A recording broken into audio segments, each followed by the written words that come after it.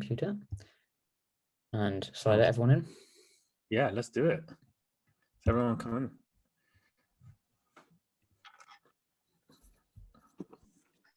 All right. Welcome everyone. Let me put everyone on this screen so I can be looking for you all. Hello everyone. Welcome. Cool. If you're not muted, I'm gonna mute everyone, Hasan, so you might have to unmute yourself. All right. There we go. I've unmuted myself now. Welcome. Hello, some familiar faces, the new faces from cohort 3, which I'm so excited to meet. Hello, everyone. Good afternoon, or whatever time it is where you are. I know we have a very international group. Good to see everyone. All right, we're going to get started in a few minutes. I'm looking forward to telling you guys all about how to find your unfair advantage, and then also stuff that I nerd out about, which is niching down. I actually coach people on niching and stuff now because I'm so into it and I realize the value of it. It's difficult. Who here is struggling? Like, give me, I can see everyone on the gallery. Who's here is struggling with niching? Give me, yeah. Nice. I'll get my books ready so I could hold them up and do the cheesy author pose. Yeah. As I introduce myself. And we'll wait one more minute. The chat. I've not been seeing the chat. Let me see what everyone's saying. Yeah, big time. Hey everyone. Yeah, tell us where you're at. Dubai. Zan is in Dubai. Where are you at? Right in the chat. Where are you right now? Ooh, Mexico, Orlando, Chicago, Bangkok, Boston, Sydney, Germany. Crouch End. I like how specific that is. Part of London. Austria, Ohio, Copenhagen, Graz, Bangkok. Ooh, nice. This is amazing. Taiwan, Atlanta, California, New York, Toronto. Yeah, man. My bedroom, I like that. Oh, what was that? Someone put my bedroom. My bedroom. Oh, yeah. Like getting well done. And saying, take me home, very confidently. All right, welcome everyone. We'll get started. This is so exciting. How many have we got right now? We've got 120 and more people flooding in. That's so cool. I'll begin by sharing my screen. This is going to be interactive. Feel free to write things in the chat. I'll try to catch up later if I can, but it's going to be a bit intense to kind of keep up with it. But there'll be moments when I'll open up for questions. There'll be moments where we'll kind of do some shares. We might even do a few hot seats, a few people to share their niche, and I'll kind of coach you through it a little bit in the time that we've got. So where are my slides? Here we go. Present. And this is kind of what I should have had open anyway. That's me and my co-author, Ash Ali, by the way. We wrote the book together. The book came out last year. And I'm going to tell you a bit about my background, introduce myself a little bit, so you guys get to know who I am, and like what makes me kind of, what's the right word, qualified to talk about niching and that kind of thing. And then we'll talk about the unfair advantages. We'll run through some examples. We'll hear from you guys a little bit. It'll be good fun. All right, we'll get started.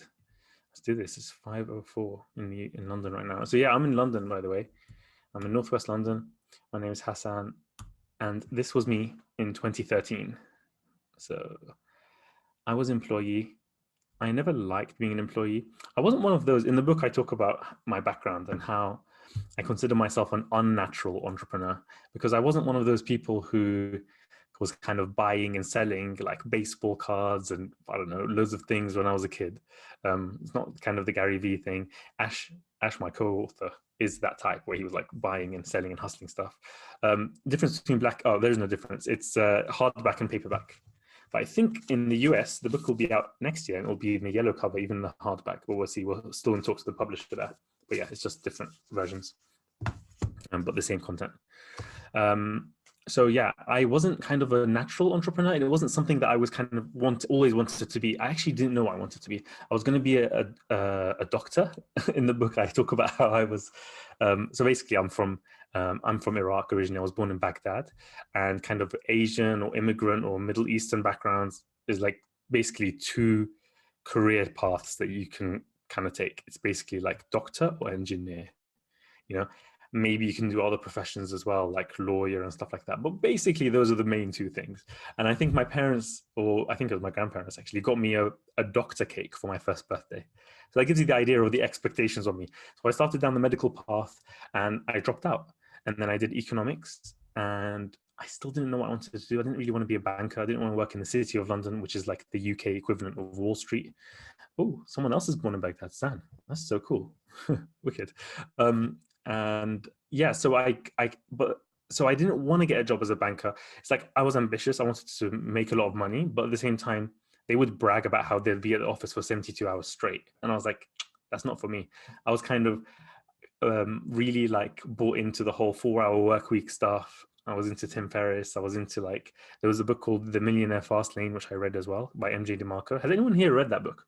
Surely some people have read The Millionaire Fast Lane. It's not as famous. I think it's a self-published book. It's by an author called MJ DeMarco. Maybe nobody. But anyway, I was inspired by those. And I thought, you're reading it now. Cool. It's maybe from me recommending it. Yeah, The Millionaire Fast Lane. It's a good book. I recommended it to Ali recently, and he's actually really enjoyed it. And he's been referencing it lately in his videos. Yeah, so I finished university. I didn't know what I wanted to do. And I found an online course. So I've been a kind of an online course nerd. I used to like torrent. You know, there were DVD sets back in like the 2000s. There used to be DVD sets that you buy online, and then there was ways of torrenting them. So that's what I would do, because I was like 15 years old and I didn't have access to like a credit card or anything. So that is my background. I took a course about how to build a business. It was like a 4-hour work week type business. And I took the course. Invested a lot of money into it. It was like $2,000 at the time. It was like a lot of money for me as a recent graduate, but I was too scared to start. I had too much resistance. There was too much fear. I was in too much pain. I was pain in the sense of like perfectionism. Like, oh, my website isn't ready. I can't go to clients yet. I can't do this yet. So that's why I got a job. And that's why you see me at that job there. It was a job in the city, and I thought I'd take jobs in kind of more sales type of roles. So I was a commodities broker, and it was more calling up investors and seeing if they're interested in investing their money, etc. That really helped me. Sales skills have really helped me. Sales and marketing is kind of my whole background, mostly marketing. So then that gave me the impetus to start my own business. I started my business in early 2014, and it took me 2 years of hard work and hustle and really, yeah, James is into the Millionaire Fast Lane as well, James Janney, and he's awesome. James is a friend of mine as well. He's part of the same like mastermind group with me, Ali Abdal, James Janney, a few other like authors and coaches and stuff. Really cool people. That's a life hack, by the way. I set up that mastermind. If you want to level up, try and organize mastermind groups. Yeah, so it took me so I started my business. It was a digital marketing agency online. It was all about having a remote workforce and kind of systemizing and automating it. And within 2 years, I was living this life. Here we go. The passive income lifestyle. This is what I wanted. There I am in I think I was in the island of Lombok in Indonesia. It was a tropical island, really beautiful. And I was actually in one of the small islands. Some of you are kind of digital nomads. A few of you are in Thailand and stuff. So you might know the Gili Islands. That's me in the Gili Islands, relaxing as my team were taking care of all my clients. And to be honest, one of the insights I got from that was like, yeah, so one of the insights I got from the like working, like having a passive income business, is that passive income makes you passive, because it was literally hard work for me to even write invoices for my clients, which I had to do once a month, and I should have just outsourced that, to be honest with you. But that's the point it reached. So that was an interesting time. It was during that time, actually, it was late 2015, that I met my co-author Ash. He had just gotten out of an IPO, and so basically the business that he was working at, a startup called Just Eat. Some of you might have heard of it. It's like a what is it called, DoorDash in the US, or Grubhub, or basically it's like takeout getting delivered to your house. And he was the first marketing director there, and he had just had an IPO for like $2.4 billion, and that's the business IPO. He had some equity in it, so he did really well. He was angel investing. So I came from this online business world, and I started to learn about tech startup world. And I got into angel investing with Ash. We started thinking, because I had free time, because my business was just making money quite passively for me. It was just a few hours a week. and I started to dabble in some angel investing. Angel investing just means investing in early stage startups. So what we did then is think about, okay, we would see all these people pitching us, sort of like Dragon's Den or Shark Tank. It was like all these people coming to pitch. And we were thinking like, what is the difference that makes a difference? And we started to really think about that. And that's when we thought, you know what, we could write a book about this concept. It was like a startup idea, and then it became this book. And we were just going to self-publish this book. It wasn't going to be this beautiful cover. We have this old version of the cover, and we were just going to self-publish this thin version. And what blew our minds is we got a publishing deal from a big publisher. That is the day we signed the book deal in 2018. That's me and Ash. It was amazing because we don't have a big following. We don't have it even till now. Like, I don't have a huge following. I don't have a lot of people like who are following but it's kind of building up all from the book. But they just loved the concept, and they loved that we were kind of hustlers and we were able to go out, do public speaking. And that's something that I did. I used to be terrified of public speaking, by the way, but this is me giving a TED talk at the same university that I studied at in London. And that was an amazing experience and so nerve-wracking to do that. So that's in 2019. And then 2020, the book came out in January. The hardback came out, the black cover, and then this yellow cover came out in December. And the book has done really well. So we became Amazon #1 bestseller across multiple categories. We were featured on BBC Radio. We were chosen as Business Book of the Month. Derek Sivers gave us a little testimonial thing for our book. He's a really cool guy. Yeah, so asked Martin, yeah. So just that's where I did it. That's where I studied economics. And then I gave talks at these different business schools and all these different companies that we gave talks at. And then one of the concepts in the book and in startup world is called product market fit. And it just basically means, does your product fit the market? Do they love it?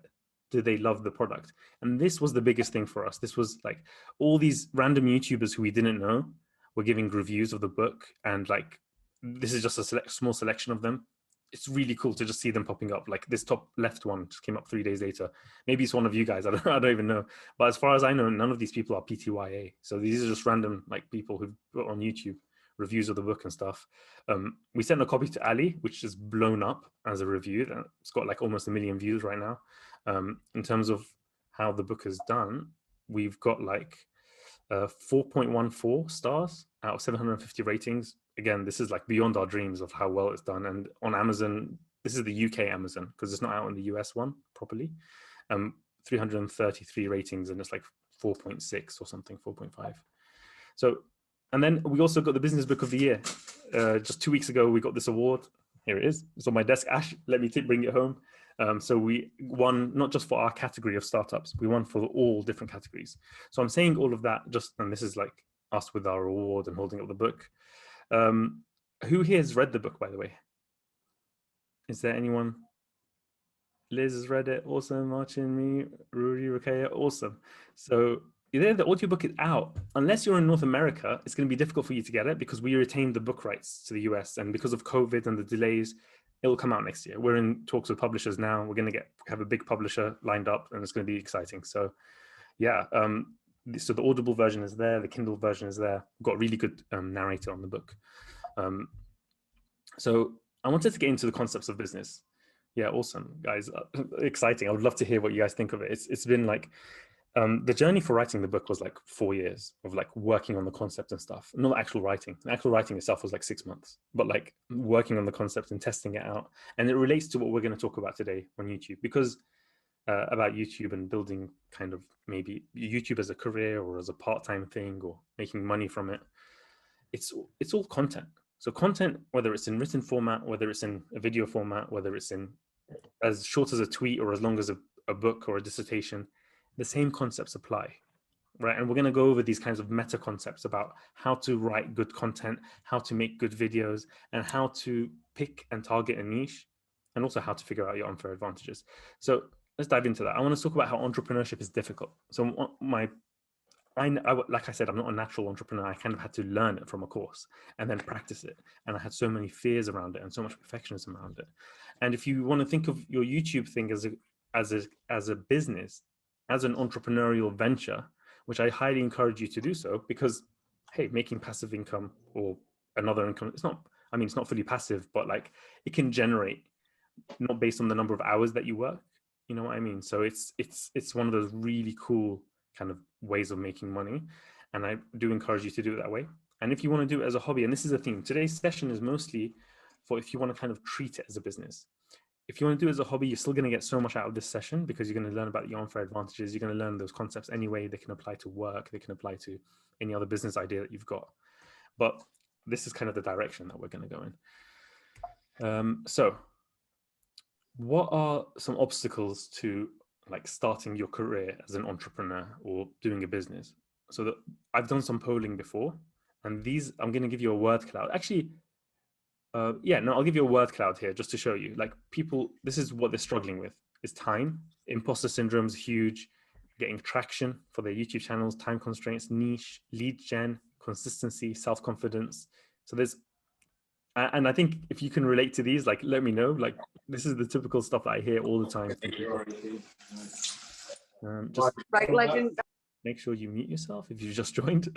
Okay, cool. So yeah, all of the above. We all have these kind of things, right? So here's the thing. This is what I tell startup founders. You think it's just going to be like this. It's the same for YouTubers, but in reality, it's tough. Like for YouTube, it's not necessarily investors needed. That's kind of the startup thing, but like it's not easy, right? This is another thing. So the main concept of the book is success starts with you, right? Whether even if it's a business, we kind of think of business as a separate thing from like self-development, but it's not. The only difference is the fact that you're going to be in a team.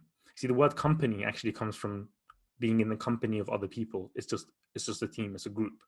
So this is the idea of it, like building from there. So the core concept of the unfair advantage, it's not about working harder. Hard work is required. Okay, that's a given.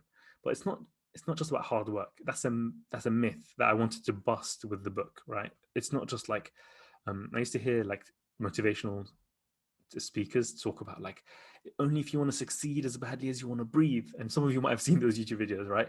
And that's all they talk about is like you can't sleep, you can't eat, you just need to work hard. Like he gives this example of Beyonce like forgetting to eat because she's just working so hard. I mean, there's a lot of people that work really hard and are not financially successful, right? Because it's not just about working hard, right? It's about something else. It's about working smarter. It's not just about hard work, it's about working smart. And it's all about unfair advantages. I saw a comment earlier from somebody saying it's a nicer way of talking about privileges.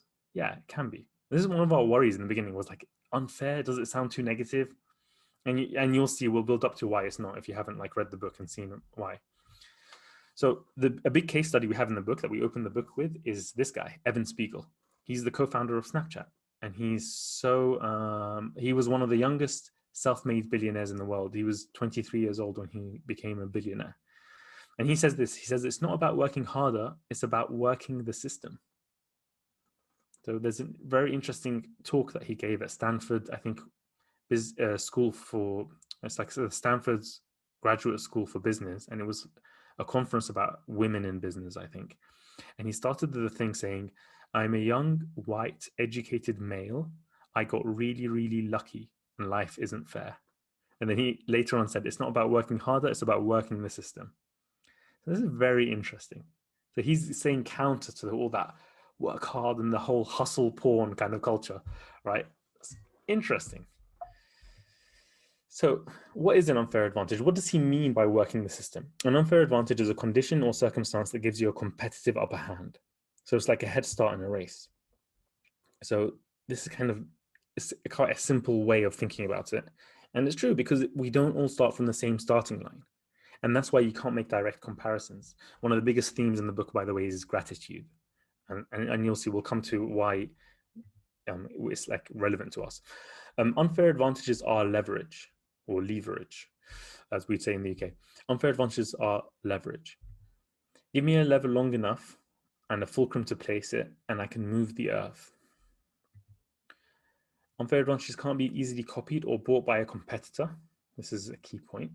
This isn't like something like, oh, well, we have like, I don't know, a lot of copywriters. It's like, okay, well, other people can have a team of copywriters writing, I don't know, YouTube titles and stuff.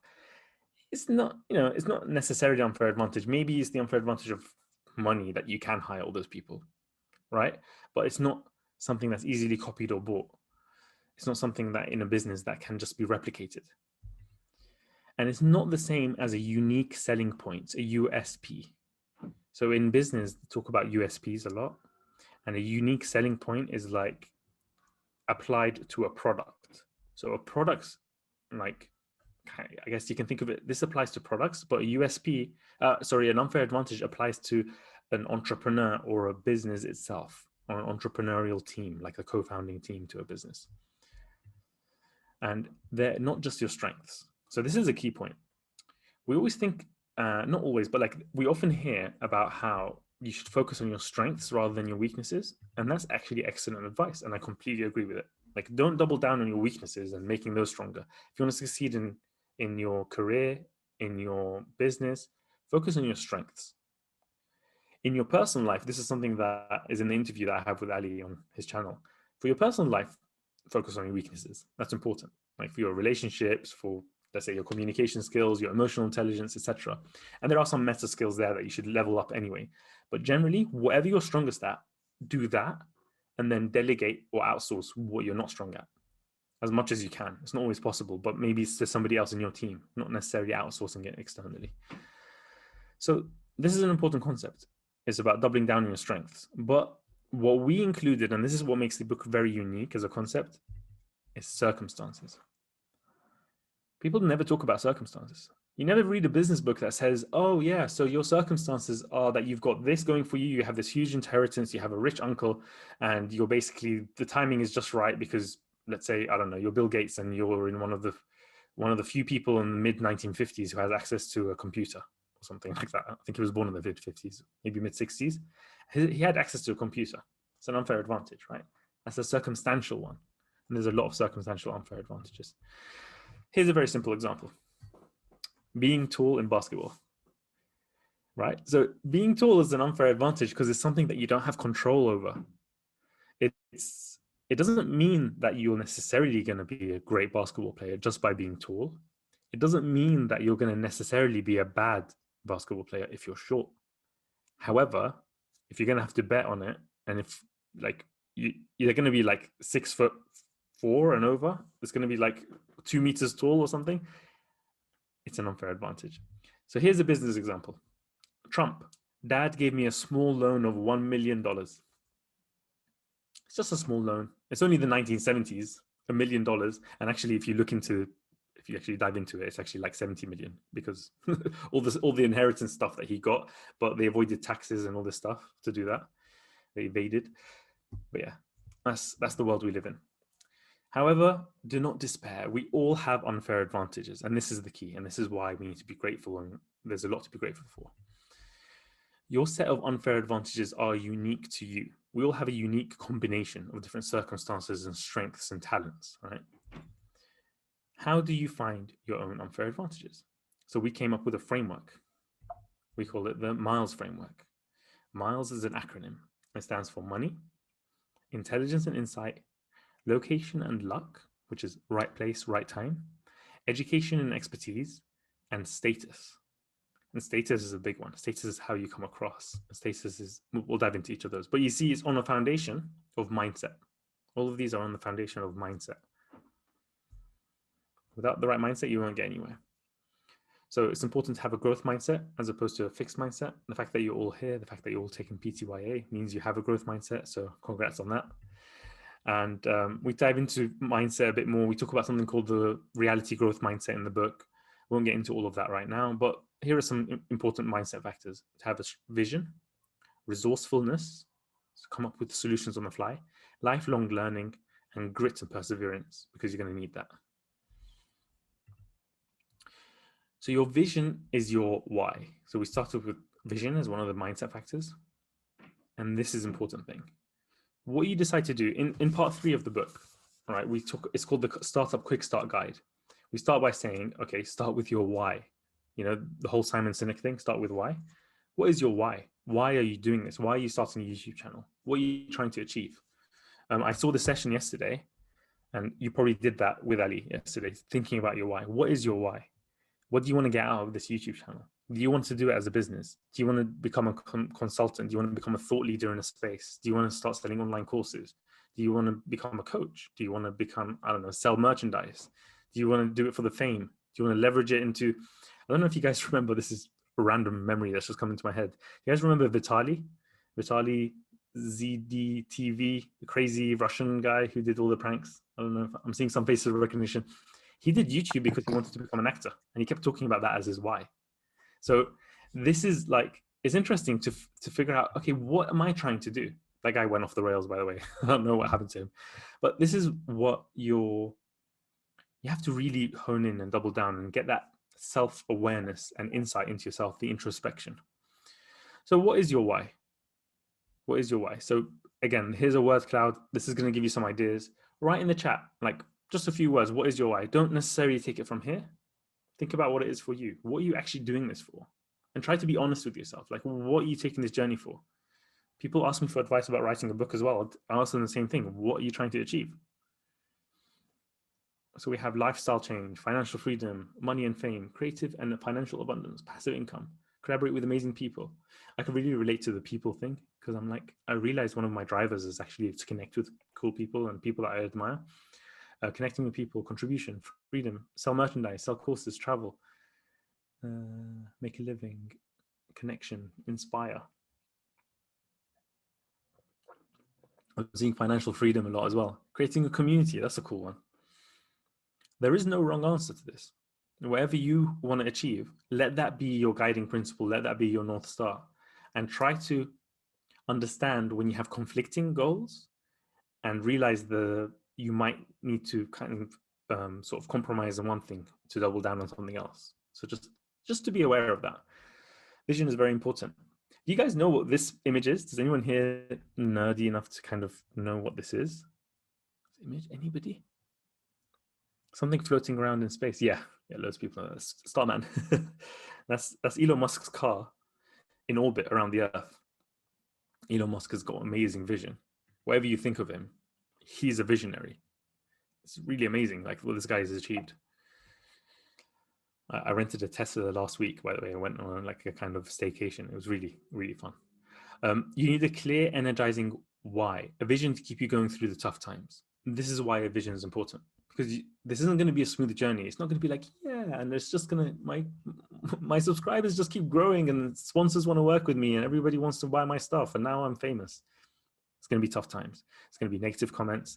There's going to be times of slow growth, no growth, plateaus, even like losing subscribers and stuff. It happens, right? So we have to know why we can get through the tough times. This is what we always imagine life to be like, and the reality is always like that at the bottom. And that's with any venture, any kind of thing that you want to undertake. It's going to be the case, right? So it's very important to kind of have a clear why. This is something that I talk about in the book as well. Well, Ash and I, so I mean, this is a funny way of looking at it. It's not exactly like this, but you want to have a kind of a selfish goal in the sense of your lifestyle, what you want for yourself, but you also want to have an impact and higher consciousness goal of like helping people and stuff. And you kind of need both. Most people kind of need both, right? I think nearly everyone needs both. You can't just be purely altruistic. I don't think like anybody's a complete angel where they don't care at all about themselves, you know, and nobody's purely just in it like Jordan Belfort in the Wolf of Wall Street and screw everybody, I just want mine. You know, neither of those two things are very sustainable, I believe. I believe you need both. So try, if you're focused too much on one, try and focus on the other as well. So to get to that vision, you need clarity and consistency. We all know that. And the biggest life hack for this, and I've become a huge fan of coaching and I've gotten into coaching myself, is accountability. Accountability isn't just through coaching. You know, I said I struggled to start my business and I took some jobs in the meantime. I had 2 jobs, each one just lasted 2 months. But what changed once I quit the second job is I had an accountability buddy. So if you don't have one yet, or if you're not using your house to do that, please make sure you do. Accountability is the biggest life hack for growth in any area. And that's why I mentioned the mastermind earlier. That helps give me accountability of people who are leveling up, right? And it's just an amazing way to do things. Or if you've got the unfair advantage of money, hire a coach. I'm just coaching up every aspect of my life right now. I've hired an interior designer to help me create a YouTube studio. I've hired a personal trainer recently, even though I never thought I needed one. I've got a coach who's helping me with like my Notion setup and stuff. I've got a coach who's just helping me generally with like kind of confidence and all these kinds of areas. So I've got coaches in loads of different things. So this is how you order your unfair advantages. Let's just run through them quickly. How are we doing for time? Yeah, that's pretty good, halfway through. So money, we gave an example of Trump. We have a case study of somebody called Ewan Blair, who has this startup in the book. There's some cool stuff in there. Intelligence and insight. So these are all case studies in the book. And we're going to do a bit of a quiz now. Who recognizes the guys at the top? Who's going to get them? Who knows who they are? The two guys at the top. Yeah, Stripe. The Stripe founders. Who knows their names? Because you get points for that. Collison brothers. Yes, nice one, Anuraj. It's the Collison brothers. It's Patrick and John Collison. They founded Stripe. Yeah, you are first. Well, they founded Stripe, and Stripe wasn't the first payment processor. PayPal already existed, but they had something unique. And I'll go back to that unique insight because I'm going to talk about intelligence first, actually. They're both really smart. They were both like top grades. Patrick on the left, he won Young Scientist of the Year award when he was 16. He created his own programming language as well. If you're not muted, by the way, please do mute yourself. He created his own programming language, which just sounds, I don't know how somebody could do that, let alone be age 16 and do that. So super smart. John also, he had the highest possible grades in the Irish Leavers exams, which is like A-levels or like the SATs, the exams before university. They were accepted into MIT and Harvard, and they just dropped out. And Stripe wasn't even their first startup. They were already millionaires, and before they became billionaires. So these guys are just super clever, like book smart, IQ, kind of typical what you think it put as intelligent. What we go into in the book is also kind of street smarts, emotional intelligence, kind of common sense, and also creativity. So we talk about all the different types of intelligence in the book. There's something else important, which is insight. Insight is huge, and insight is all about finding a gap in the market, all about having an idea about what's needed, what people are crying out for. Who knows who the guys are at the bottom? Nobody's guessed them already or jumped the gun on that. Yes, Liam, you had that like ready to go. Yeah, that's Melanie Perkins in the middle, the founders of Canva. Who here's used Canva? Isn't Canva amazing? Like, I think it's such an amazing tool. Yeah, she's like the 6th richest woman in Australia now. She's really inspiring. There's a huge case study of her at the end of the book.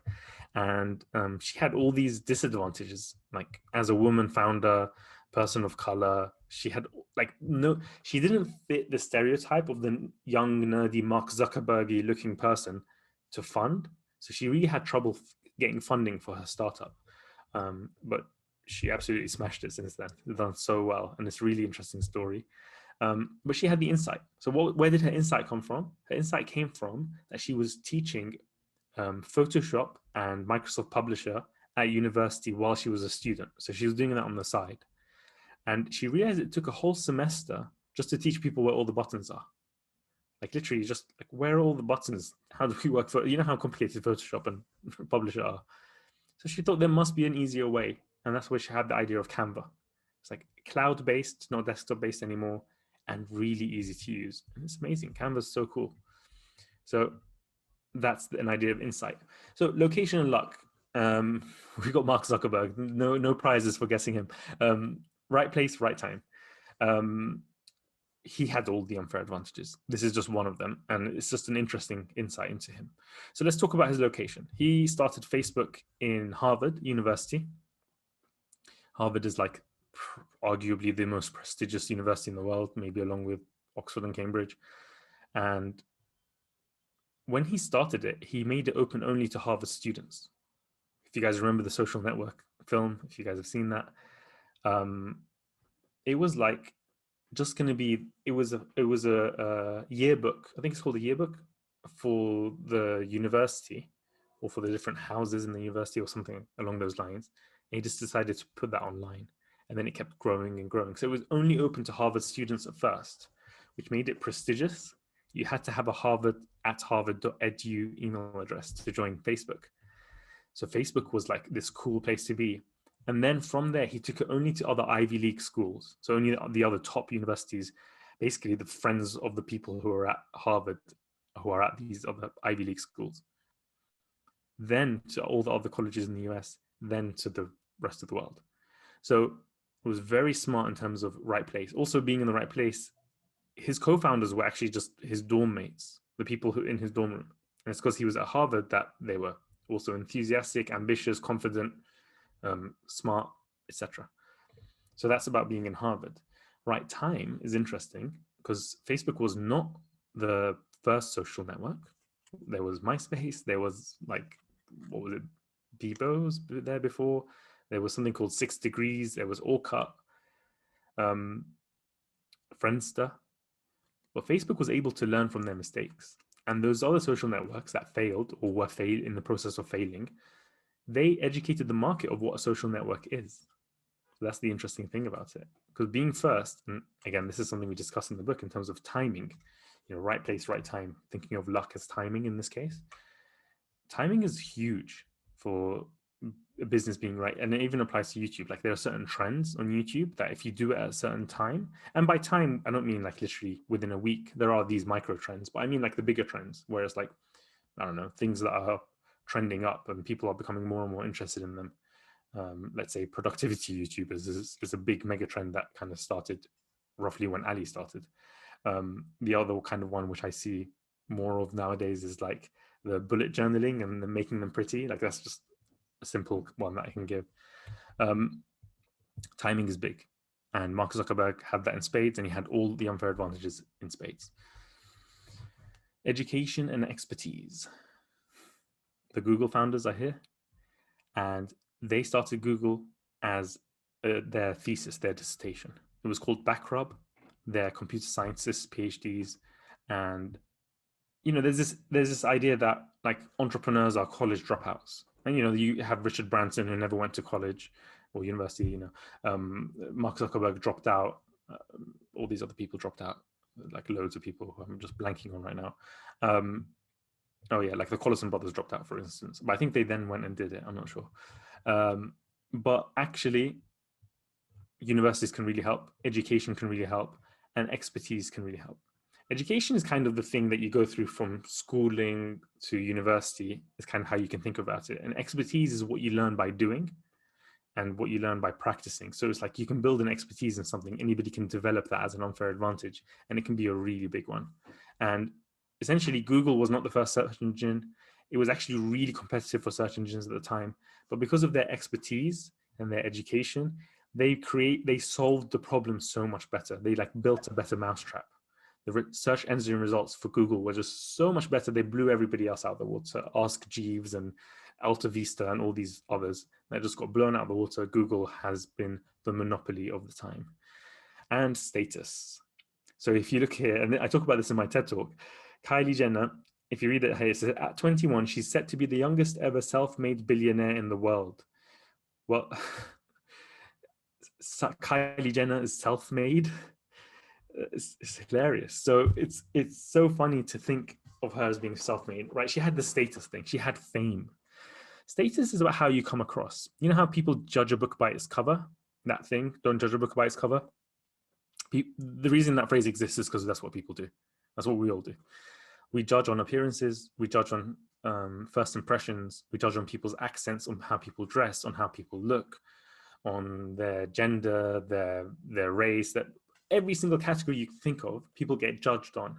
And that's what status is about, is how you come across. So we break status down into three. There's how you come across as like your appearance, etc., like what people, your kind of demographic things. Second part of status, and that's kind of the snap judgments. The second part of status is your network, because who you know is part of your network, is part of your status. Like if I say I was having dinner with, I don't know, Elon Musk, my status will go up. Whoa, this guy's friends with Elon Musk, right? So who you know increases your status. Your network is your net worth, is that kind of phrase. It's really important, networking and who you know. And that's why kind of accountability partners, why mastermind groups, that's why networking is powerful stuff, who you know. The third way of thinking about status is inner status. So there's the kind of outer status, how you come across. The inner status is how you feel about yourself, how you view yourself, your status within yourself. It's your confidence, it's your self-esteem. Again, that comes across externally and that helps you. If you're confident, you're much more likely to close sales. You'll come across better in videos. You'll do better in business. You'll do better in life, right?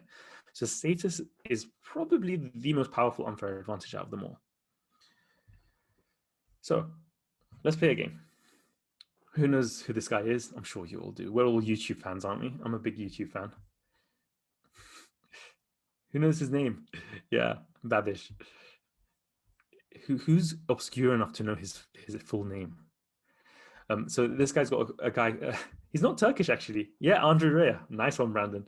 Yeah, he has a channel called Binging with Babish. That's why the BYB in the background. Beautifully produced videos, really nice. He used pop culture. He used basically like movies and TV shows, food and movies and TV shows as a way to present food. He's not a professional chef. He's just a home cook. But his videos are so nice. The production quality, the audio quality. He actually has a really nice voice. These are kind of all be unfair advantages.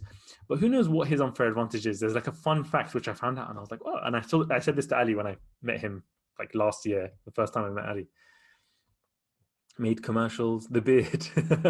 Well, his beard doesn't even appear in most of his videos. He used to just cut them off like neck down, like chest down. His videos are just his hands.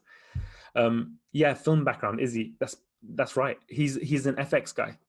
He's a is that what's called? SFX, special effects. He does visual effects. That's why his videos are so slick. They're so nice. They're so nicely produced. He also has a very nice voice. If you look in the comments, everyone comments about his voice being very nice. He's got a good sense of humor, and he used kind of movies and TV shows to get traction for his YouTube videos. By the way, you should do that. Like, I think, was it Jack who also does that? Like reading Kylie Jenner's favorite books or something. Binging with Babish is the name of his channel, Alicia. Next one. We all know what his unfair advantage is. Who knows his unfair advantage? Who is this? What is his unfair advantage? I was waiting for someone to say it. Typing speed. Yeah, Cambridge Medic. Yeah, we got everyone coming in. Cambridge Medic. Exactly. How I ranked first at Cambridge. That cheeky video. That is massive, right? That really, really helped him. Cambridge medicine is like the profession, the vocation that everybody, well, not everybody, every parent, particularly from immigrant backgrounds or Asian parents, want their kids to become is doctors. And what universities do they want their kids to get into? Oxford, Cambridge, Harvard, right? Cambridge. So it's like perfect. It's great for him to talk about that. What about these guys? The last one. This is the last one of this little quiz. Looking for Alaska, the Vlog Brothers. Yep. I love these guys. John and Hank Green. Yes, they had accountability. That's a good one, William. I actually didn't think about that. Their accountability to each other. Also the timing. They were like one of the OG first YouTubers. But I found out something about them which was quite interesting, which is how they created Crash Course. Don't forget to be awesome. Yes, the FTBA. I'm a big fan of John. I've got the Anthropocene Reviewed. Really good book, the audio book in particular. I've actually got the book as well, but like I listened to it. So they did, and for those of you still thinking, who are these guys? Do you remember Crash Course World History? Have you ever come across that? Amazing videos about history and with the animated stuff. How did they create Crash Course? Crash Course started in 2010. How did they create it? I wonder if anybody knows that. VidCon, Hank started VidCon. Because Hank is really entrepreneurial, by the way. He's got so many ventures and stuff. And John is like more the writer, although Hank has done novels as well. They got a Google grant in 2010. Google selected them for a grant. I think they got 100K. And that funded the studios and channels of Crash Course and SciShow. Because they had all these ideas, they submitted them, and Google was like, okay, we'll fund all of them, or whatever, 2 of them. I can't remember if there was more, but it was Crash Course and SciShow. And they actually got an animation team to animate it. They had a script writer. They have a proper production company thing. They were funded. That's not the only unfair advantage, but it's an interesting one, right? Not a lot of people know that. Yeah, it's the unfair, but they're amazing guys. Like I love like their philosophy is very much like about luck and unfair advantages and stuff like that. So what does this mean for you? Unfair advantages can be double-edged swords, right? So it's not like, oh, I'm not rich, I'm not famous, I'm not Kylie, I'm not super genius like the Collison brothers or whatever. We all have unfair advantages because they can be double-edged swords. Things that seem like disadvantages can be turned into an advantage with the right mindset. We talk about that a lot in the book. So I'll give you a couple of quick examples here, and then we'll talk about niching. I'll open for questions actually after the unfair. I feel like I'm talking too much. I want to hear your voices. So this is quite difficult. He's not that famous. I wonder if anybody knows who the guy is at the top. I don't really expect a lot of people to. He's a case study in the book. Yeah, Bevel. Damn. Okay, good job. So this is Tristan Walker. He founded the company called, or one of the products I think is called Bevel. The company itself is called Walker and Company. This has got a really interesting background actually. He kind of grew up really poor, single mom, all this kind of stuff. Then the projects in Queens, I believe. So it's like where all these like rappers like Biggie Smalls and stuff are from, Nas and stuff like that. And speaking of Nas helped promote his brand. But before all that, he was very smart. He got a scholarship into a private school, really, really high-end school called the Hotchkiss School. So when he was a kid, he went to this really high-end private school. And then he got into a good university. And then he worked for Twitter in the early days, or not Twitter, I think it was Square. He worked for Square in the early days. And he was the entrepreneur in residence at Andreessen Horowitz. Now, if the words I just said don't make any sense to you, don't worry. These are very startup Silicon Valley words. But essentially, there's this really, really famous investment fund, a venture capital company, a venture capital firm called Andreessen Horowitz. They're like the OG venture capital firm. They chose him to be their entrepreneur in residence. He was at their offices trying to come up with an idea because they wanted to fund him. They knew he was talented, but he was trying to come up with ideas.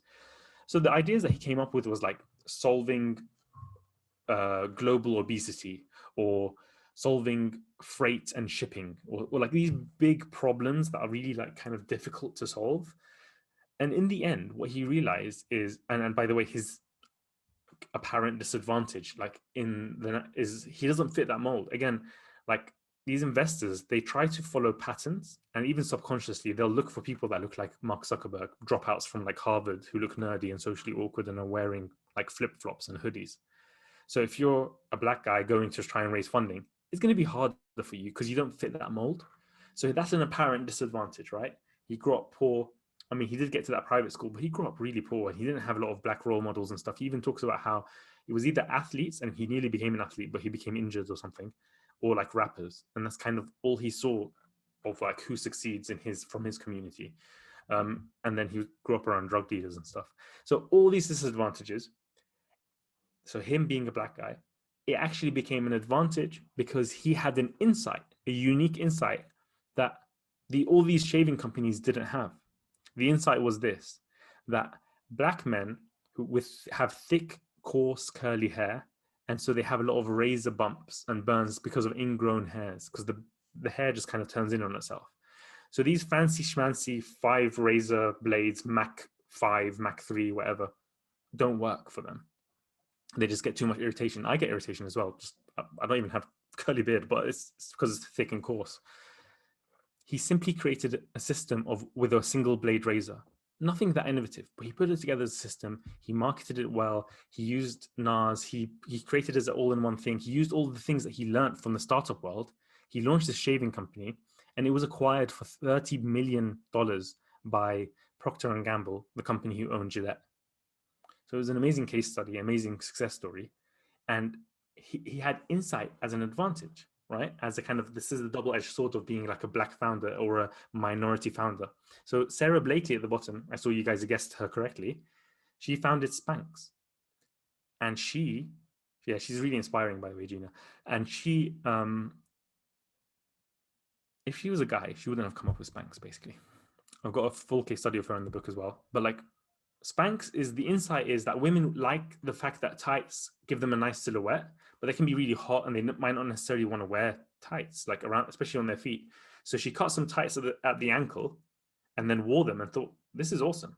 And then she started creating her own. She sent a basket of them to like Oprah. Luckily, Oprah loved them and started promoting them. And yeah, she's a billionaire now. So she's one of the, I think, wealthiest women entrepreneurs in the world, I think. Again, her disadvantage, being a woman founder, flipped on its head as an insight that she was able to use. So every business needs a key insight. So for you, how does this work for YouTube? You have to think, what problem can I solve? Now you might think of that problem. We're going to dive into that a little bit more. And we're going to talk about, does it need to be a problem that you solve? What does niching down mean, etc. But some more examples that I'm not going to get into now because we're running out of time. But basically, this is Steve Jobs. What he did is he took typography. Is that the no, not typography, calligraphy at university. That seemed to have nothing to do with anything, but it gave him the insight that, you know what, design matters. He brought design into computing, and then everybody started following the nice fonts of Apple back in those days. Jeff Bezos got the insight about online retail back in 1994 as an investment banker. That was a very good foresight. That's an amazing insight. So insight is huge. So domain expertise, whatever you have a job in, or whatever you've studied, whatever you're really passionate about, can be useful to give you insights and determine your niche. But I think I'm going to use this spot here to take a breather and ask you if you have any questions. I'm going to put this up here. Where is that? I'll put this up here.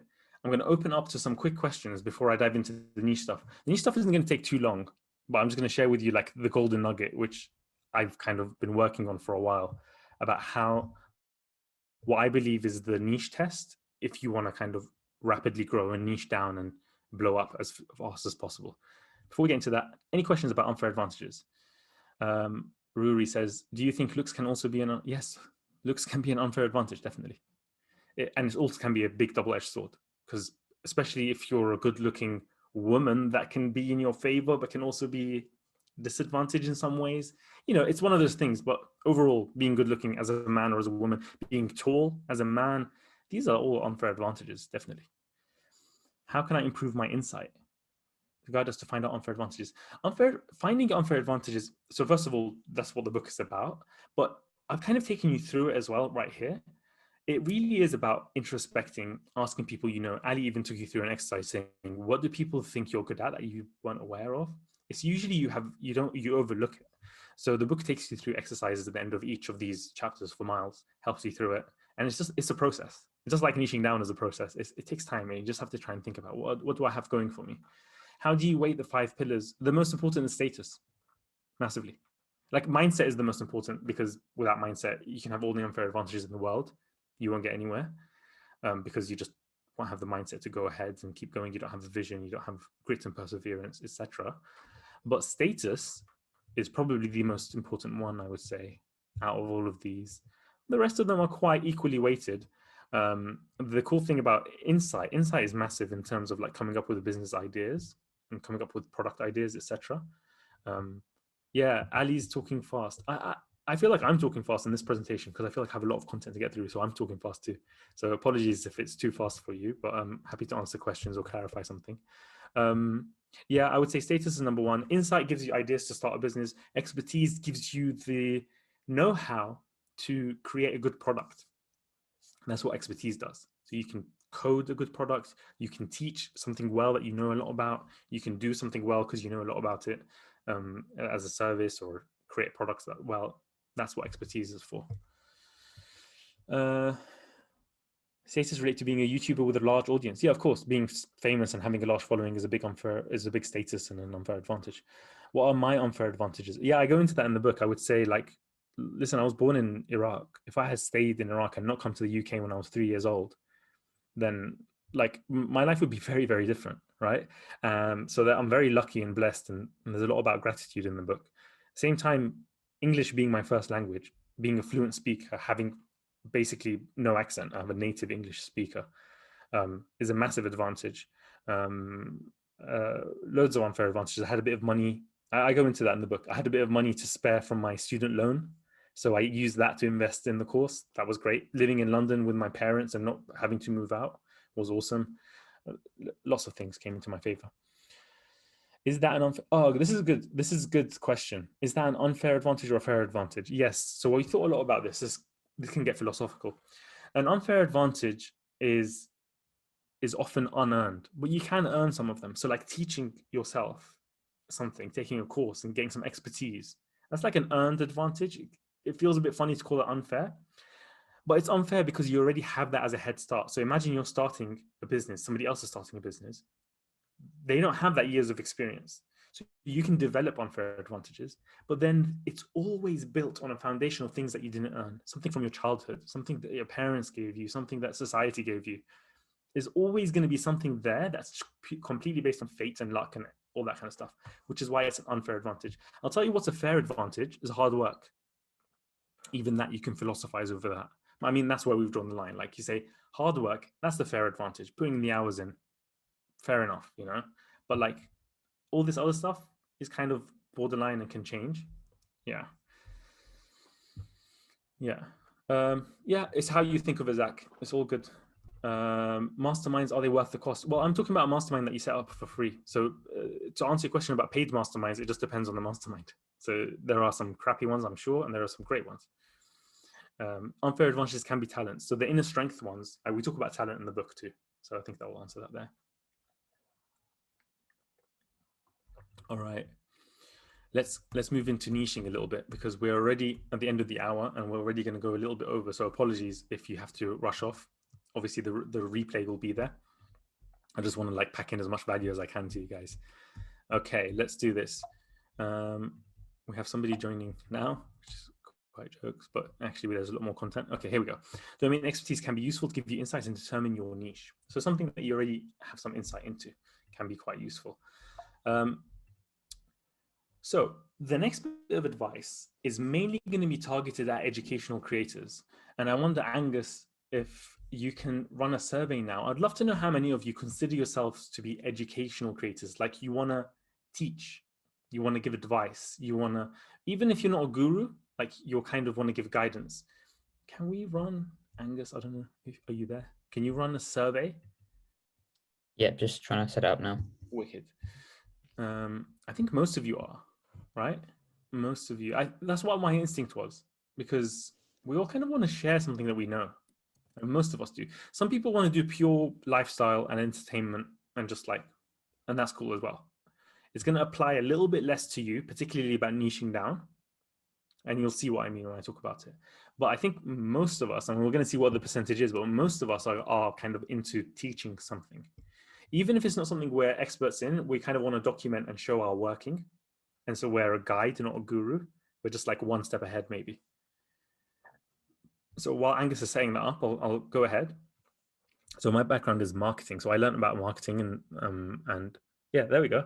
How many of you would consider yourself an educational creator? Ooh, we're at 96%. Yeah, it really is a large majority. And again, this is going to be useful for you, even if you're not an educational creator, it'll be useful for you in terms of business, because what I'm going to teach now just applies to any business. Okay, we've got 93%. Yeah, answer the survey if you haven't already. Okay, we're 93%, very interesting.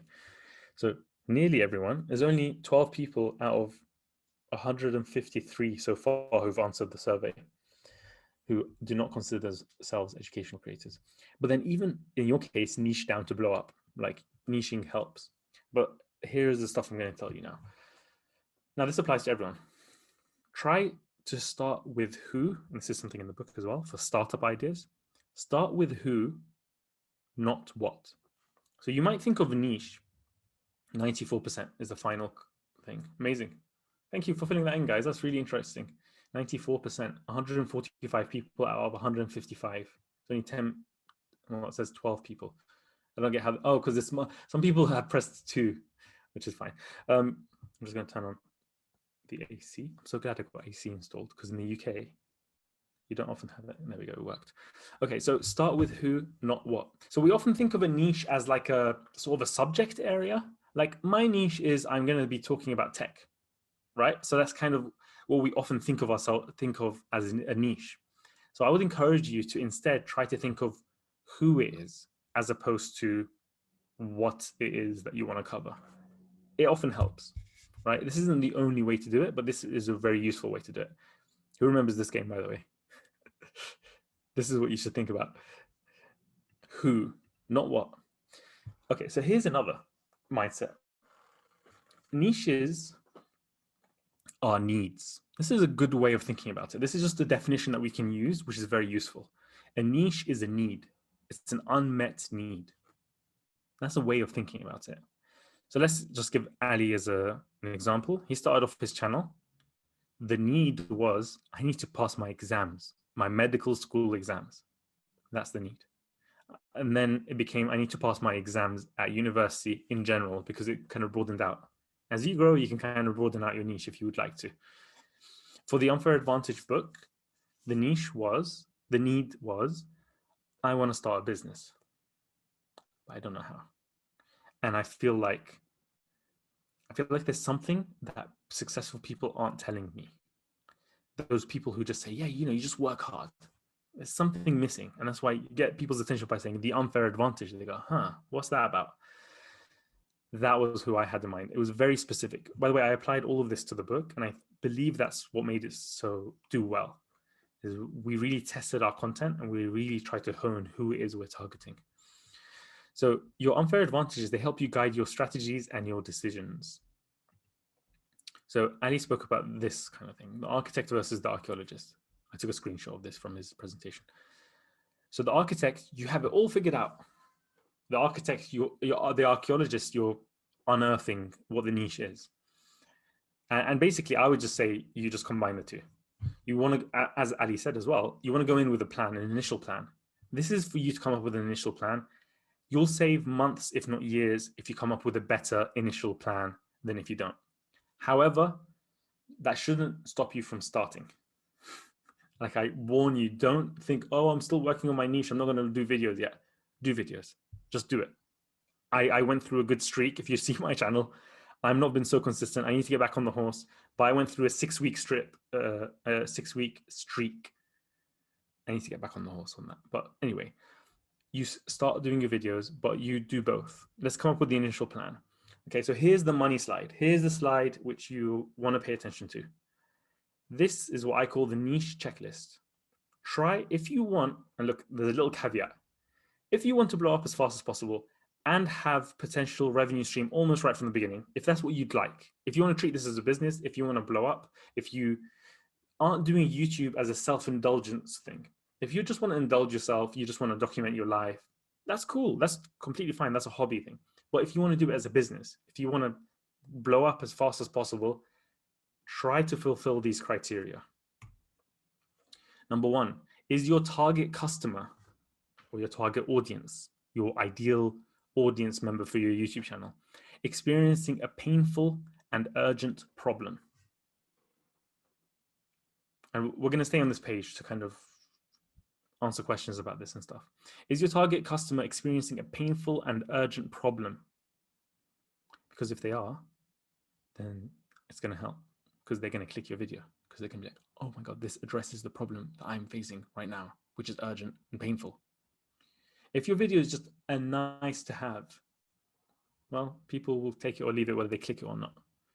People will take it or leave it whether they love it or not. They'll be like, okay, this is cool.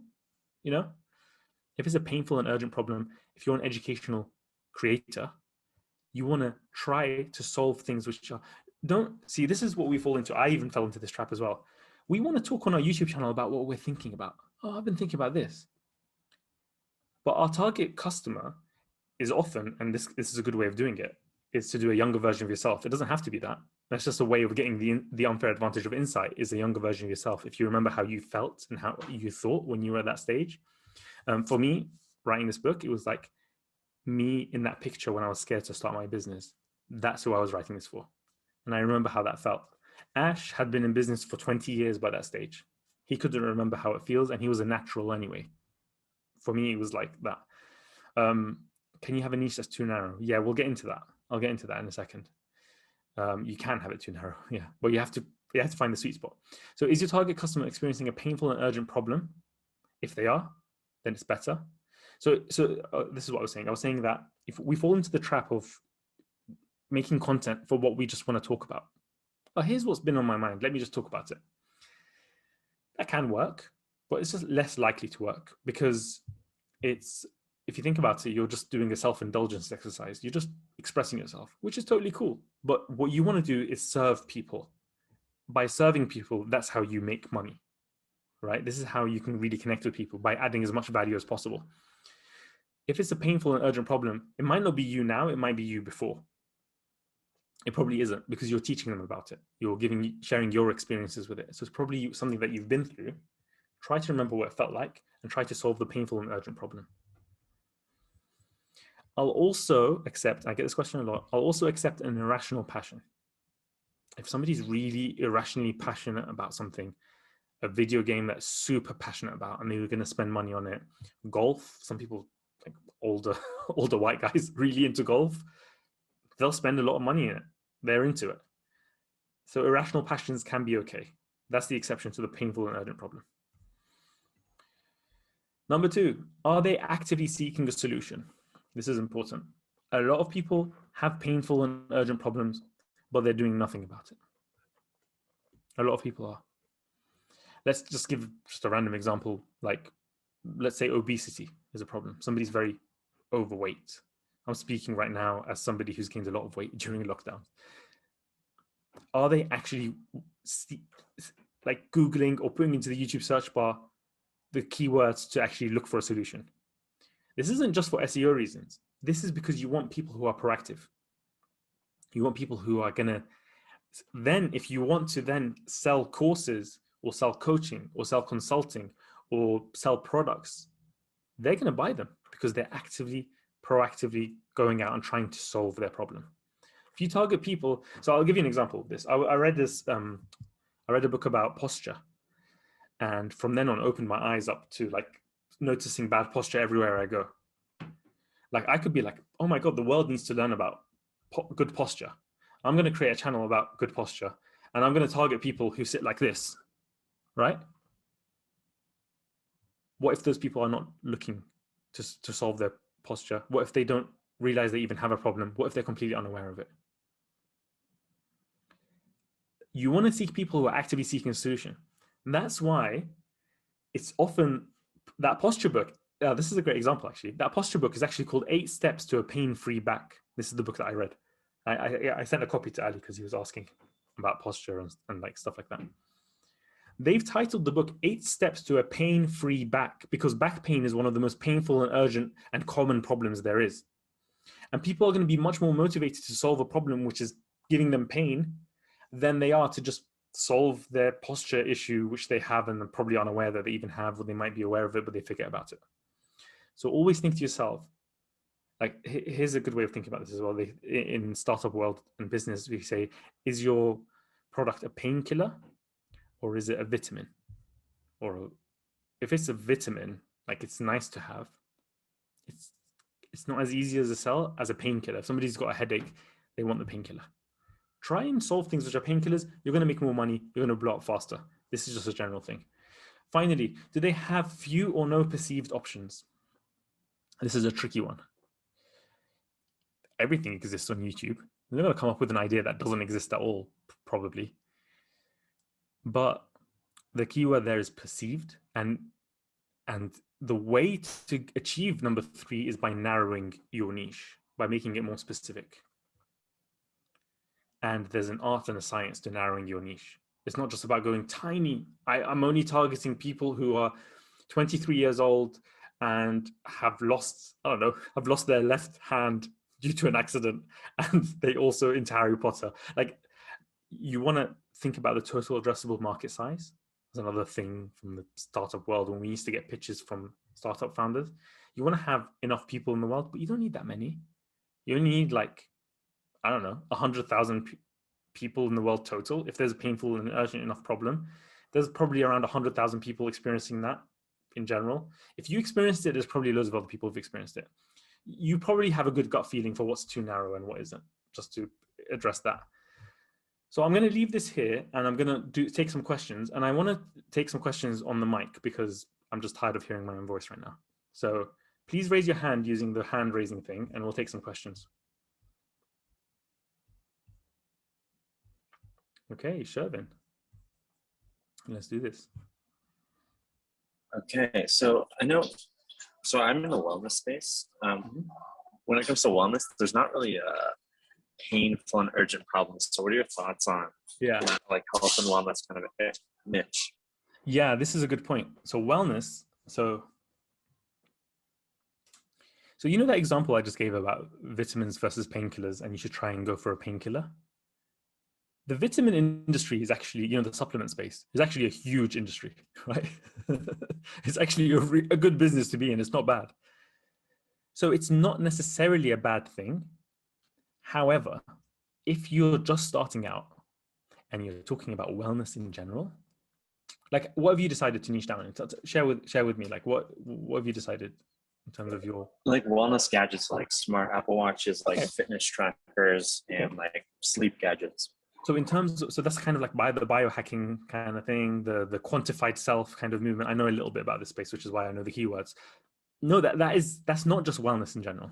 You see, you're already being more specific. You're targeting people, and it's probably, I'm going to generalize, it's probably going to be guys, because nerdy enough to care about this quantified stuff and the gadgets. It's going to be skew more male, and it's going to be a certain age. I'm not sure exactly what the age is. Maybe you have some more insights into it. There is a bit of a niche there, but you might, so you're probably aware of the Dave Asprey, the bulletproof exec. Think about that. If you guys have heard of it, bulletproof coffee, this guy kind of invented that. But basically, he called himself the bulletproof executive for a reason. He was targeting other executives, and he went in high end. He went in very premium, and he was like, "This isn't for the average Joe. This is for executives." Right? I recommend you do the same, but with your own spin on it, with your own take on it, with whatever. That is a nice niche. I would say that's good.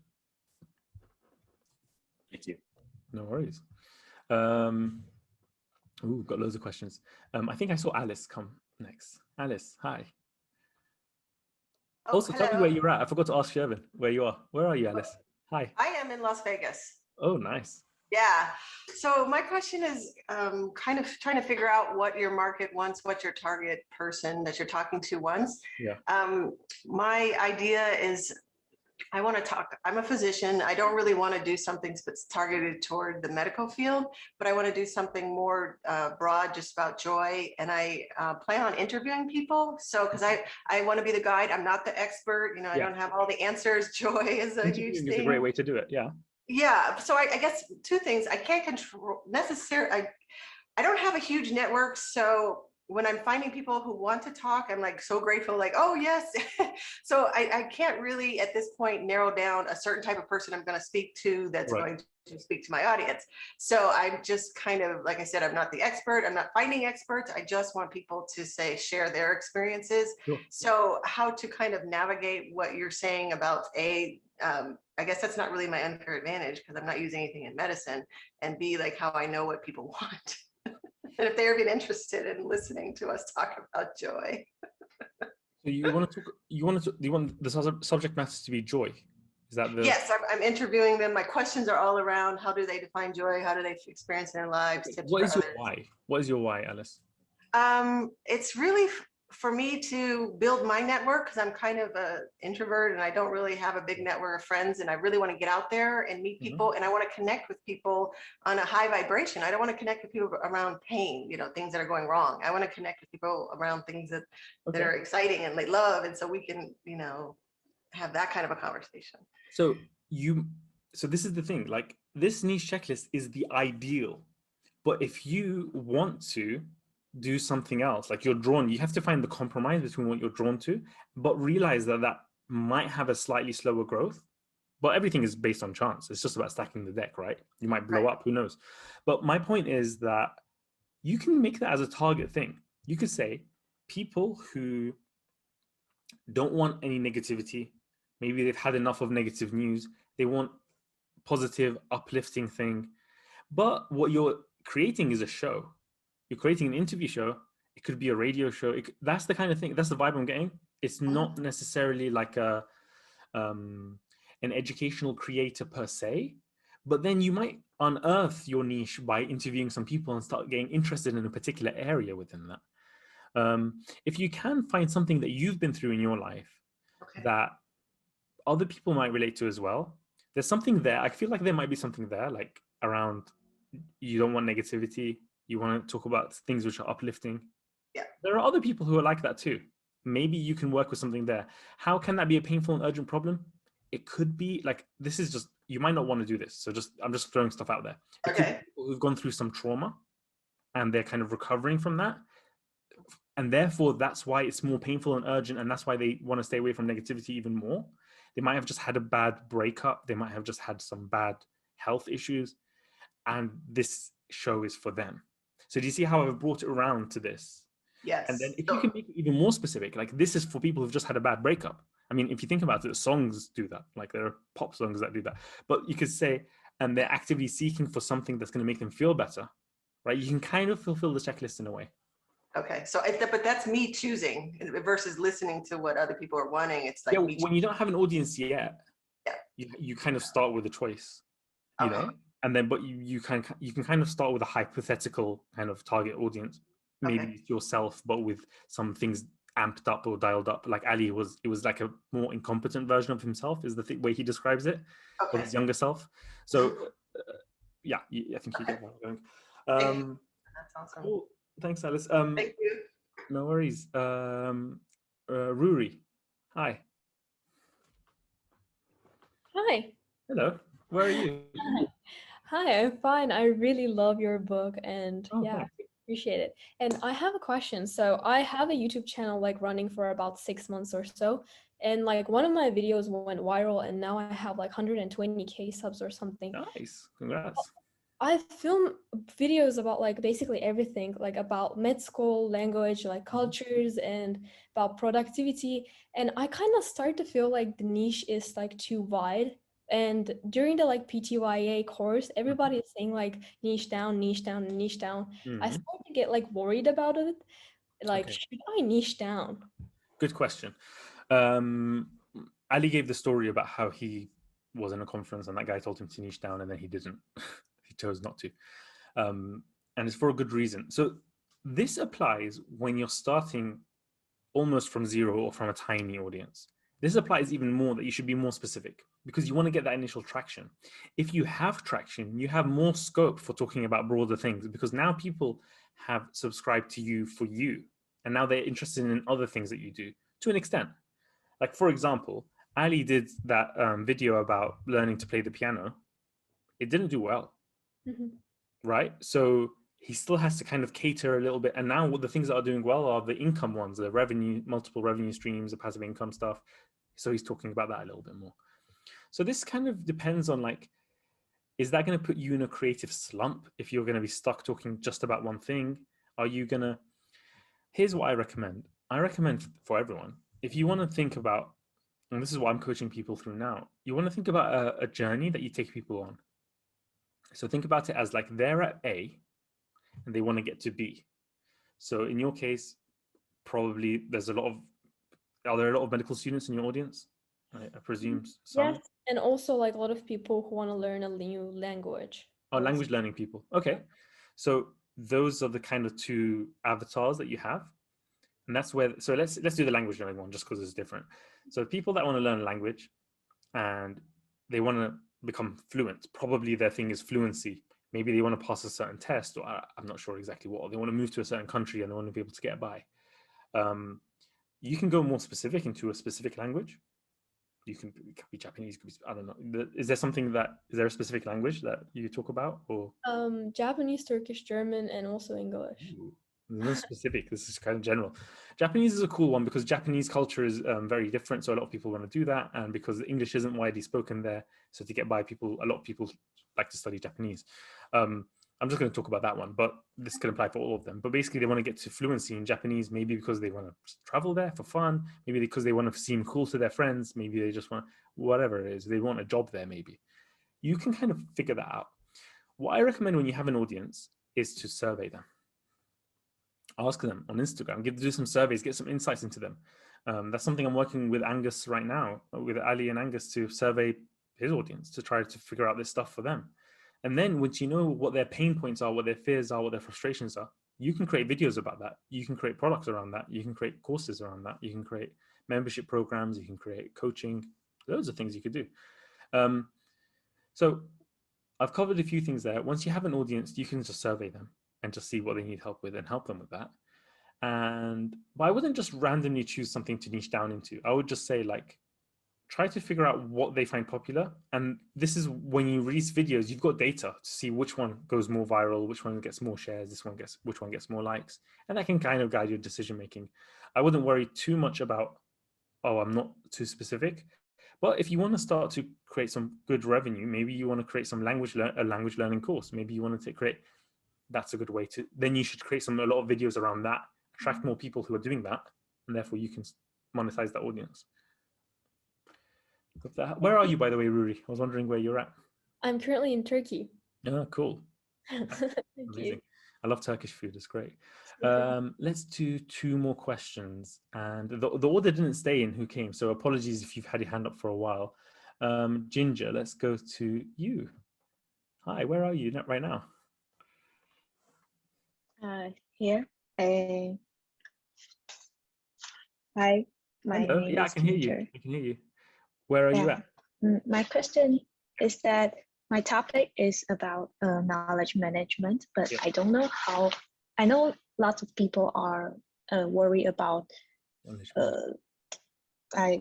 they will study lots of books, but I don't know that why they don't. If they don't study these books, what are their pain is? Right. Because lots of us just consume a lot of books, but we don't know how to use it, but we still consume lots of books. So this is the topic of like, do they have a specific goal or specific outcome that they want? To solve their problems in their lives. But is there a problem that comes up more often than the others? Is there a common problem that you want to? Take myself as an example, because Let's do that. if I want to learn some time management, I would go and read a nonfiction book. Yeah. Like this kind of, but if I read the book, but I still couldn't apply the method in that book. Okay. And I will consume more books. I got you. So each of those particular problems is the niche itself. Time management, productivity, or like, those are quite broad, but you can be more specific and be like productivity to have a side hustle business, productivity to become a well-rounded student or to pass your exams, productivity to get a promotion at work. You know, there's lots of different goals that I can have, but each of those is like a niche itself. What you can do, and this is like something that Jack has done his niche to be books. So you can have it as topic-based. So that can be an irrational passion. An irrational passion for some people is books. So there are all these Instagram accounts, I know because they reach out to me for the Unfair Advantage, that are about books. There are TikTok channels that are just about books. These are people who have an irrational passion for books. You could target that, or you could target people who are just into self-development in general. But if you're starting from zero with an audience, I want you to try to push yourself to go for a more specific thing. If you can, if you want to, you'll just grow faster. Does that make sense? Or if I can focus on a method like Notion to guide to manage their lives or knowledge. This is a good thing as well. Notion and building a second brain and all of these things. There's not often a painful and urgent thing, like, or there's no apparent. There is painful and urgent problems. People, okay, so this is an interesting one about things like Notion and stuff. People imagine that a tool will solve their life. We all have this thing where we think the tool will solve everything. We think the gear is there's this kind of weird thing that we believe that a tool's gonna solve everything. A tool could help, sure. But there's usually an underlying problem that they're trying to solve with the tool. They're not just doing it for the fun of it, usually.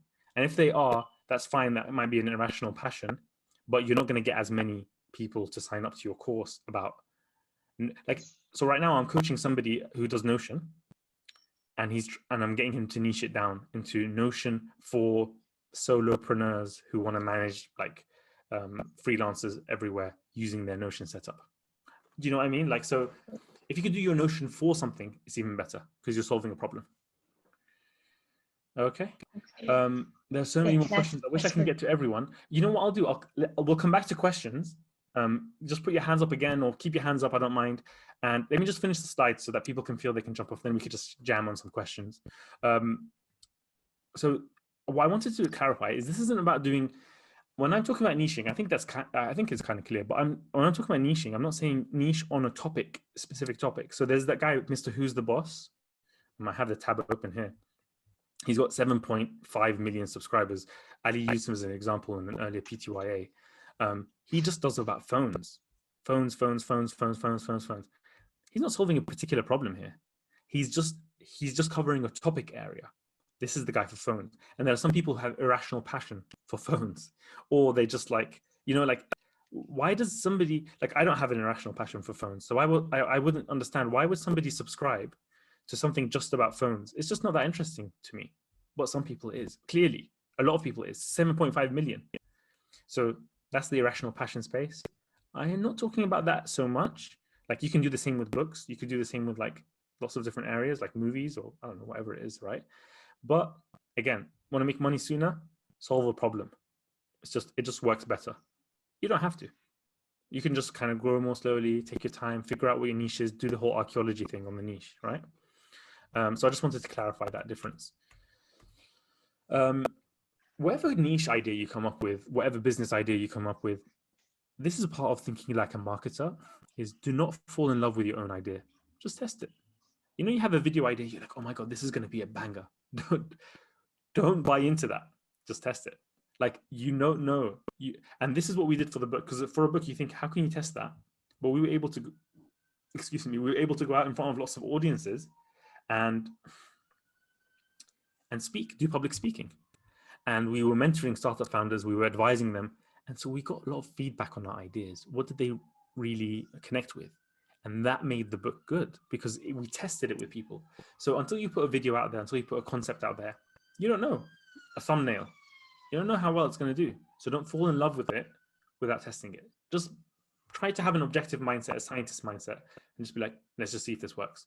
Let's just see if this niche works. Let's see if this video works. Let's see if this thumbnail works. Let's see if this title works.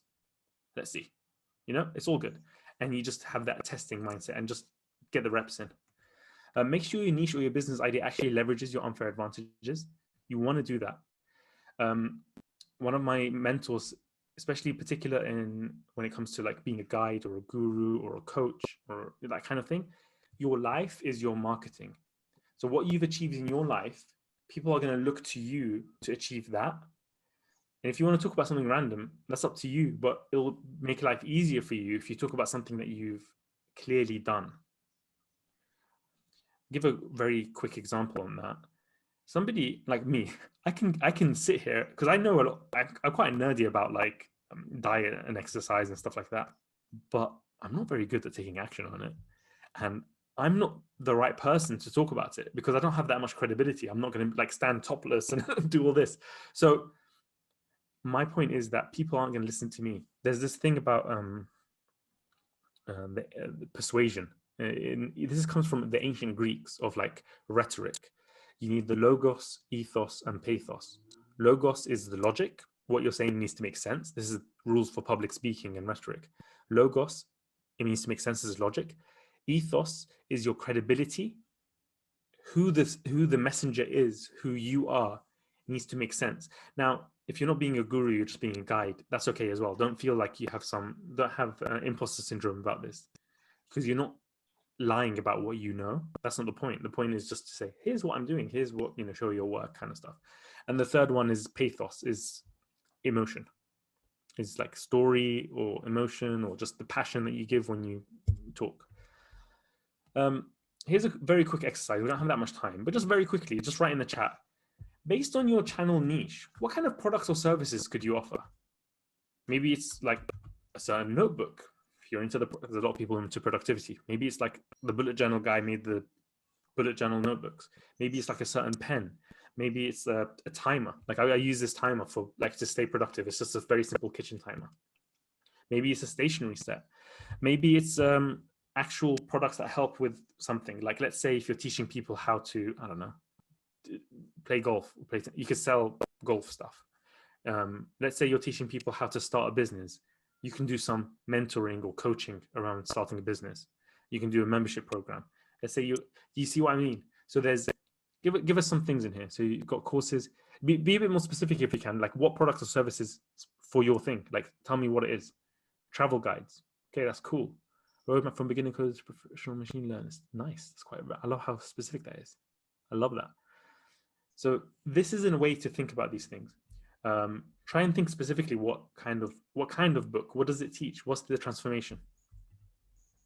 In other words, what problem are you solving? We go back to this thing. What problem are you solving? Again, start with who, not what. The magic skill of a marketer is empathy. That's weird, right? You don't think of marketing. You think of I thought of marketing as this kind of thing where it's like manipulating, but it's actually about empathy. You need to know how they feel. That's why a younger version of yourself is good, because you remember how that feels to go through that pain of not being sure, of not knowing what to do, of being stuck. Think of how many people in the world are in that market. I already covered this, like the TAM, the total addressable market size. It needs to be big enough. You can't narrow to the ridiculous, but mostly we wouldn't have that issue. This is the mindset. First, you're going to be scrappy. There's more about this in the book. Build up traction. This is how to get traction. Most businesses fail not because they can't build a product, in this case, not because you can't start a YouTube channel, not because you can't put videos out, but because you can't get traction. They're not getting traction. You're getting demotivated. You probably stop doing them. Ali Abdal's exponential growth curve is far from guaranteed, so you must be aware of that. And hope is not a viable business strategy. That's why we're doing all this exercise, to strategize first, to try and pick a niche first, to figure out your unfair advantage first. Don't just hope it's going to work out. Be a bit more strategic about it. Yeah, that's fine. I'm just going to run through this. Nailing your niche. Most of the problems you're going to get is by nailing your niche. And you're going to nail your niche without putting videos out. But you kind of start somewhere, then put the videos out, see the feedback you get, talk to people, listening to feedback. Get accountability from, so this is interesting. You'll get accountability from your audience, your clients, or customers once you reach a critical mass. So when I started my business, I had so much fear, perfectionism. I wouldn't do stuff. Once I got clients, even just my first client, I was suddenly had so much motivation because there's somebody there waiting for the work to be delivered. So once you have an audience that follow you regularly, now you don't need that much motivation to put videos out because they're waiting for that. They're waiting for your videos. They know every Tuesday you have a video out. Now they're going to tweet at you. They're going to Instagram message you to be like, where's the video? But to get to that stage is the hard part. That's the critical mass I'm talking about. Until then, you have to proactively integrate accountability into your life. That's why I'm such a big fan of coaching. That's it. That's the thing done. Sorry, it's been so long. It's been an hour and a half. Yeah, I usually do workshops for an hour and a half. But yeah, because I wanted to get them interactions, the questions.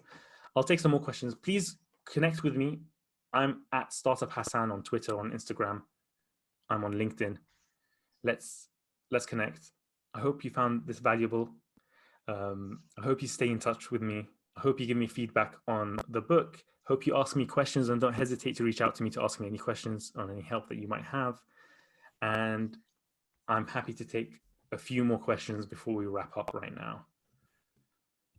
You're welcome, guys. Oh, that's really nice comments. Thank you. So I'm going to stop the share, then I could actually move the gallery to in front of me, and then that will just feel nicer for me rather than turning my neck.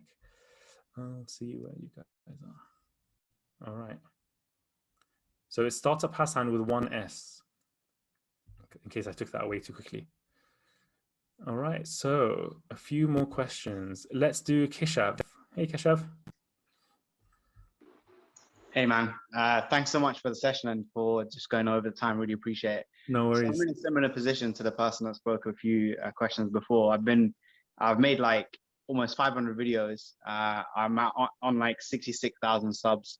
But my problem is also that I've got loads of diverse topics that are doing well, and I could niche in any one of them. And also my style of content is so good in different areas. So it's a struggle to actually decide where to go from here and how to niche down. So yeah, I just wanted to welcome any thoughts that you had on that. I know you've addressed it a little bit, but yeah, any personal things that you could suggest would be great.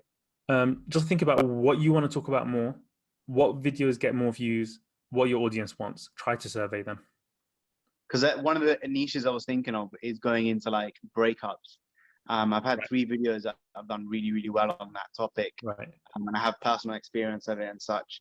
But one of the pieces of advice that I got recently from another well-known creator is like, it's dangerous to build your niche around one moment in your life. Like once someone gets over the breakup, where do they go then? Because they don't need your channel anymore. So Ali talks about 2 types of content: discoverable content and community content.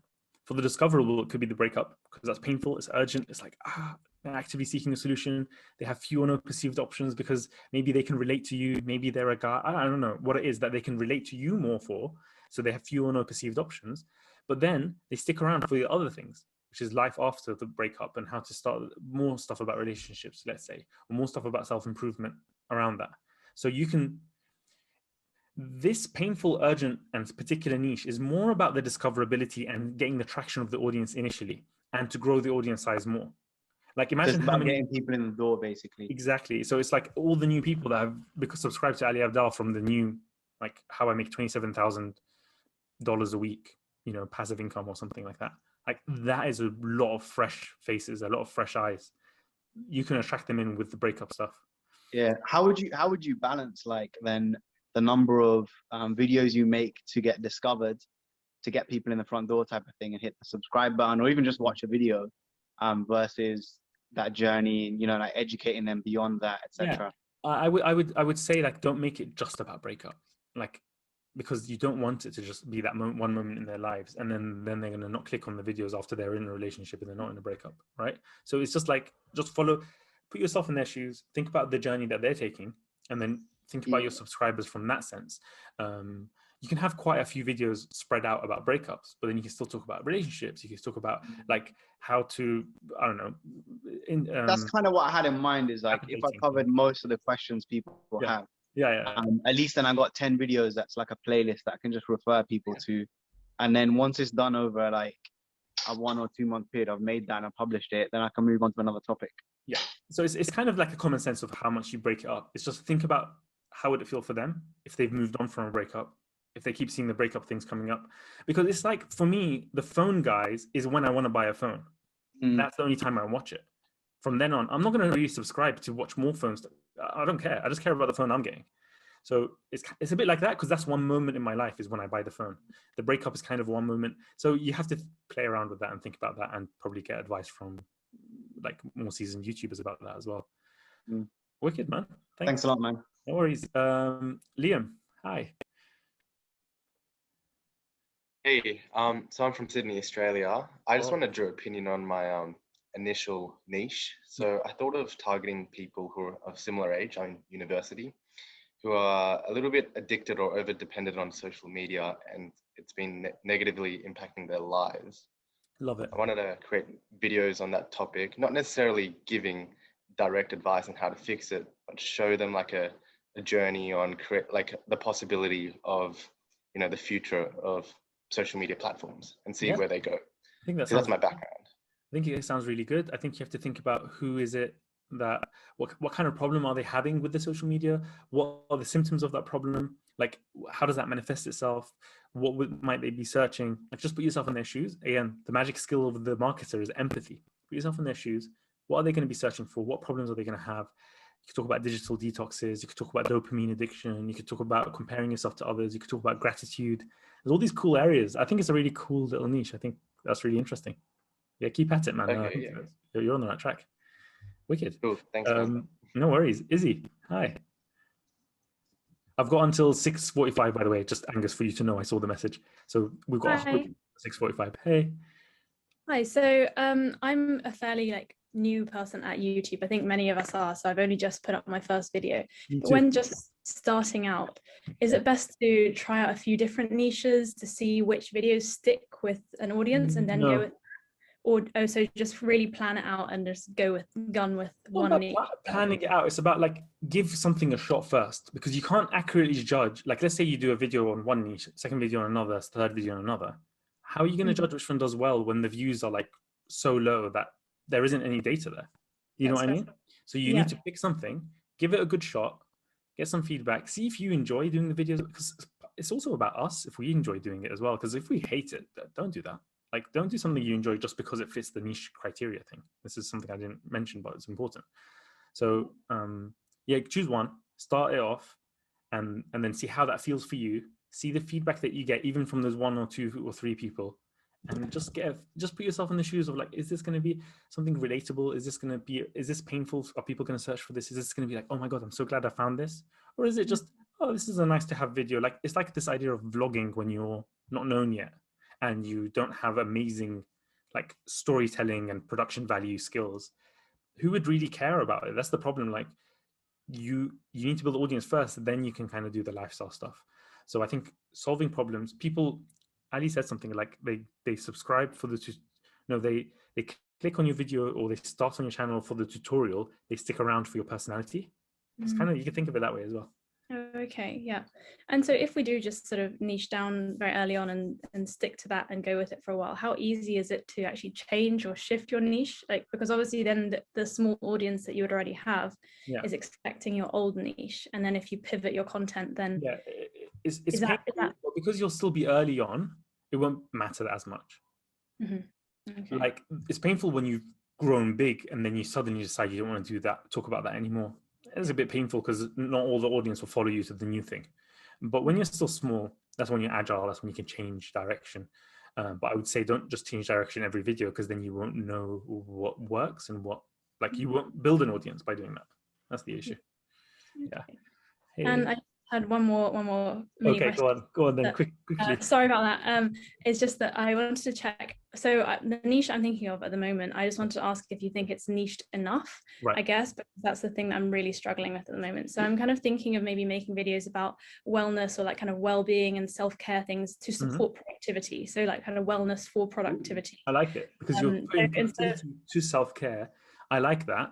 I think you want to think about who the target is. Is it you seem quite young. Are you going to target students? Is that your goal? What do you have in mind in terms of who it is? Yeah, probably students. Perfect. So then, again, I'm going to generalize, and this is what you have to do to look at big stats. It's probably going to be more skewed female. Again, that's my assumption. And then you're going to think, okay, so there's female students. What are they studying? How does self-care connect with the productivity stuff? And how do you then talk about relaxation and how you need to recharge your batteries, and how the importance of breaks, the importance of like giving yourself a reward. I don't know, there's all those different areas you can play with there. I think it's quite good. But you want to think about with the initial problem that they're going to come in with. So productivity is a bit squidgy, because it's not like they need to pass an exam. How does self-care relate to exam? How does it relate to deadlines? I was terrible with deadlines and I had no self-care. Maybe it can be like, are you terrible with procrastination for deadlines? Maybe that could be your in. Maybe it's procrastinating, revising for exams, something like that. Yeah. Okay. My background's also as a medical student, so maybe I can kind of bring that into it as well, like the medical student stress and whatnot. What a shocker. Medical student as well. Sorry, what did you say? I just said, what a shocker. Medical student as well. I know, there's like billions of us. Well, this shows you attract what you are. No, this is normal, right? Because Ali's a medical student. He's going to attract more medical students. You attract what you are. Your life is your marketing. How many? We can do one more question. I'm sorry, guys, but reach out to me. Please do. Just tweet at me and ask me the question. I'm going to just try and pick someone randomly. Yoni. Hi, Yoni. Hello. Sorry, I had to unmute myself. Thank you for the talk. It was amazing. I started a YouTube channel because I wanted to get in more meaningful topics like sustainability, mindfulness, those kind of things.